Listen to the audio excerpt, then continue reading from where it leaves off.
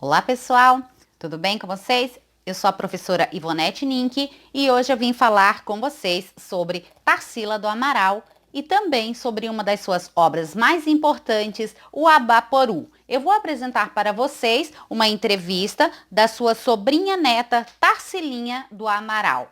O pai dela era um grande fazendeiro e ela passou realmente a infância toda, grande parte da adolescência também nas fazendas do pai. E lá ela tinha uma vida muito livre. Ela tinha horário para estudar, o pai dela contratou uma professora belga, mas também tinha muito tempo para poder brincar. Aquelas brincadeiras de pular amarelinha, de brincar de roda e subir em árvore, gostava de cavalos. Tem um quadro que chama Caipirinha, e nesse quadro ela fala que era ela brincando de bonecas de mato. Então é tão bacana, imagina ela mesma fazer as próprias bonecas, né? Com galhos, folhas, tudo. Então a infância foi muito rica e é legal que depois a gente vê isso na obra, né? Ela conta que a cuca foi um bicho imaginário que ela fez, né? Como outros elementos também. Tem também um bicho que parece uma lagarta, um outro que tem um sapinho não é um bicho que estamos inventado, mas os outros bichos também vêm um pouco da imaginação dela. Eu gosto muito da árvore, uma copa das árvores em formato de coração. A gente vê muito o que ela passou na infância, né? Aquelas casinhas bem coloridinhas, o lago, coisas tão fortes da nossa flora como o mamoeiro, né? Enfim, eu acho que isso foi muito presente mesmo na infância dela. Muito bacana nas escolas são as releituras. Por exemplo, as crianças muito pequenininhas, elas podem colorir as obras e depois, quando elas ficam um pouco mais velhas, fazer a sua própria releitura de uma obra. Eu acho que isso também mexe demais com a criatividade. Agora que vocês já conheceram um pouco mais sobre Tarsila do Amaral, vamos conhecer a obra Abaporu. Então, primeiro, essa tela foi pintada por Tarsila do Amaral em janeiro de 1928 e foi oferecida ao seu marido, o escritor Oswald de Andrade, como um presente de aniversário. Quando o Oswald recebeu a tela, ele ficou imediatamente encantado e disse que aquele era o melhor quadro que Tarsila já havia pintado.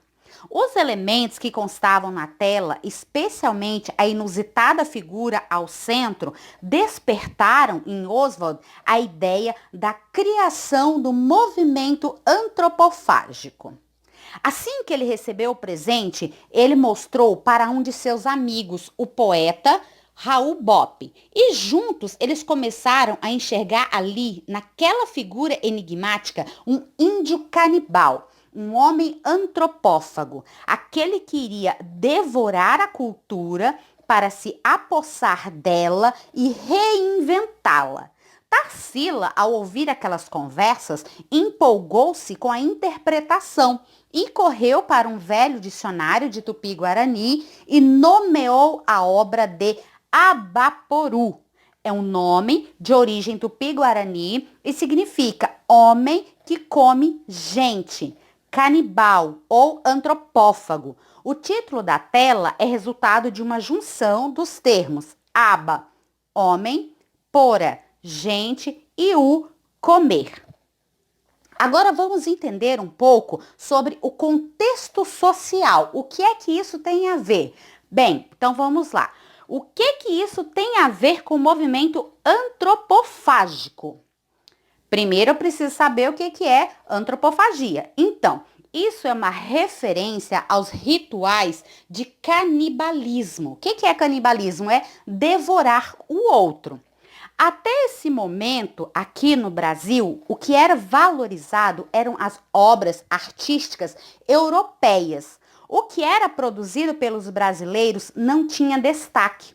O valor era dado a tudo que fosse do estrangeiro, com técnicas, traços e desenvolvimento com bases europeias. E nesse movimento, nós precisávamos de uma cultura que fosse transformadora, moderna e representativa da cultura brasileira. Nós precisávamos o quê? Devorar essa cultura europeia, termos a nossa própria identidade.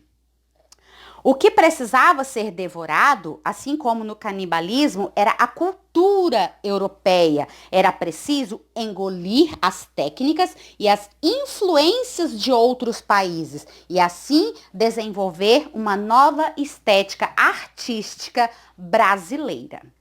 Ok? Então agora nós vamos analisar a obra em si. Já sabemos que ela foi um presente, já sabemos o que estava acontecendo, soubemos um pouco mais sobre o movimento antropofágico e agora vamos analisar a obra. Primeiro, as cores. É possível identificar uma clara alusão à cultura brasileira, pois há destaque para o verde, o amarelo e o azul, que são as cores predominantes da bandeira do Brasil. Então aí nós já vemos, né, o que? Nós precisamos de uma identidade e cultura artística brasileira. Então, Tarsila do Amaral já colocou o quê? As cores do Brasil, né? Outro passo desta obra, trabalho braçal. Então, na pintura, nós vemos um homem com pés e mãos enormes. Estes elementos podem representar o quê? O trabalho físico, que era o ofício da maior parte da população brasileira naquele período.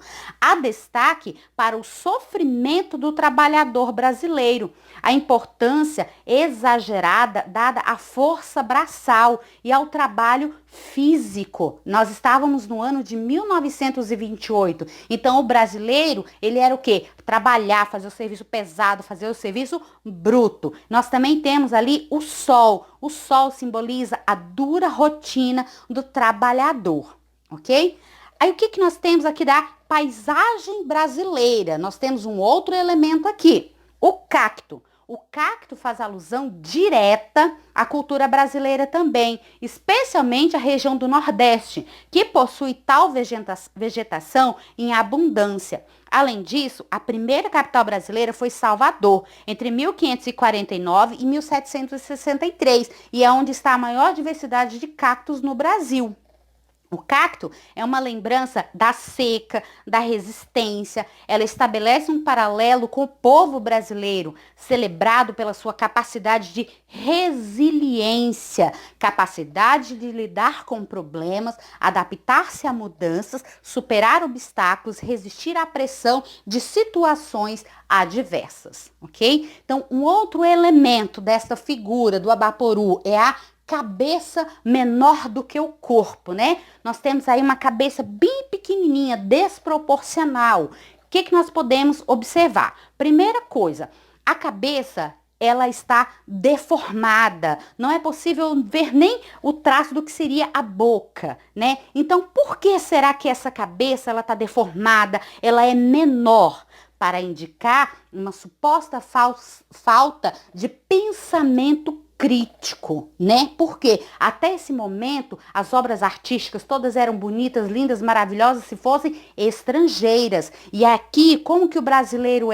ele tinha o pensamento pequeno, apagado. Ele aceitava a cultura estrangeira sem questionamento. Por isso, essa pintura é vista como uma crítica social a uma falta de valorização da inteligência humana. O brasileiro também tinha capacidade de produzir excelentes, maravilhosas obras artísticas, ok? Ainda relacionada à cabeça, nós temos o posicionamento dela, né? O homem representado em Abaporu, ele transmite uma certa melancolia, o posicionamento da cabeça, apoiada por um braço. A primeira imagem isso parece um narigão, mas não é um narigão, é um braço, tá? É um braço apoiando a cabeça e tá expressando uma tristeza tristeza, uma depressão, um indivíduo que se limita a trabalhar com força, os braços longos, as pernas enormes para demonstrar agilidade, só que no momento ele não está pensando muito, né? Porque a cabeça é pequena, então ele está triste, está bastante cabisbaixo, ok? Mais um outro elemento aqui desta obra, a terra. Então, nesta obra nós temos um indivíduo sentado aí no chão. Olha que interessante, nós temos que as cores do Brasil e esse indivíduo está no chão. Ele parece ter brotado da terra, assim como o cacto. Então mostra-se intimamente ligado ao solo. O pé dele está ali, ó, a mão dele está ali. Então é como se esse ser humano, ele veio, ele surgiu, ele tem uma conexão enorme com a terra brasileira, é o Brasil que ele ama, é o Brasil que ele quer elevar, que ele quer cuidar, que ele quer que seja valorizado. Ok? Então essa obra é extremamente importante, traz uma crítica, bastante reflexão quando nós conseguimos entender os elementos que fazem parte dela. E atualmente, onde é que está essa obra? Então, o quadro Abaporu, ele foi adquirido no ano de 1995 pelo colecionador argentino Eduardo Constantini, através de um leilão realizado em Nova York. O leilão durou apenas 2 minutos e foi vendido por mais de US$ 1,5 milhão. Então, infelizmente, não está mais no Brasil esta obra, né? Atualmente, a tela encontra-se exposta no MALBA, Museu de Arte Latino-Americana de Buenos Aires. Especula-se que a obra de Tarsila do Amaral seja a obra brasileira mais valorizada no mundo, tendo alcançado o valor mais alto de venda na história dos negócios da pintura no país. E após, né, essa obra surgir com todas essas críticas, com todas essas reflexões, aqui no Brasil surgiu um novo modo de fazer arte, que contaria, a partir de então, com uma forte identidade nacional. E assim ela se desvincularia da influência direta da cultura europeia. Então ela foi de extrema relevância para as nossas obras artísticas, ok? Então nós já conhecemos um pouco de Tarsila, um pouco desta obra Abaporu, e agora eu convido vocês a fazerem uma releitura da obra Abaporu. Primeiro, o que é uma releitura?